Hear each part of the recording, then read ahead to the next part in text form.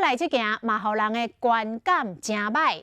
嘉义县政府伫2月24日宣布，县政府的同仁暂时莫出国，但是县长是有一个秘书无咧信道，伫咧宣布的过顿天，也是做伊出国到欧洲去游览10天。同集团呢，还佫有县长夫人哦。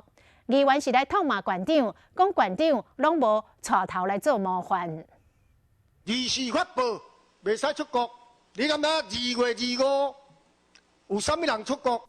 议员质询县长，就因为县长夫人也佫有秘书做伙游欧洲。你周边的人，你家上亲近的，包括你这伫你县长是遮，你都唔听话啊！你剩下其他的公务人员，啥物人要听你的话啊？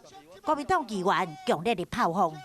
出国怕人家知道，因为出国的时候知道大家都在骂了，说为什么要出国？出国，你看我们现在台湾有多少确诊的案例都是从国外回来的。就因为即摆疫情严重，嘉义县府2月24宣布公务同仁将愿出国，只是县长室5省秘书过顿天2月25甲县长夫人做伙到卢森堡比利时，也佫有荷兰省10天。对着议员质疑甲批评，县长洪忠良表示，5省秘书依法请假，回国嘛有遵守防疫规定。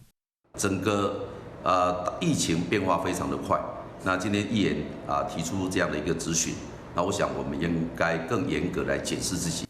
洪忠良讲，为着收掉也佫零靠近的嘉义县，因为严格把关，针对家己的人出国事件，卖牺牲检讨改进，毕竟非常时期，引发这款的争议，难免互人有无好的观感。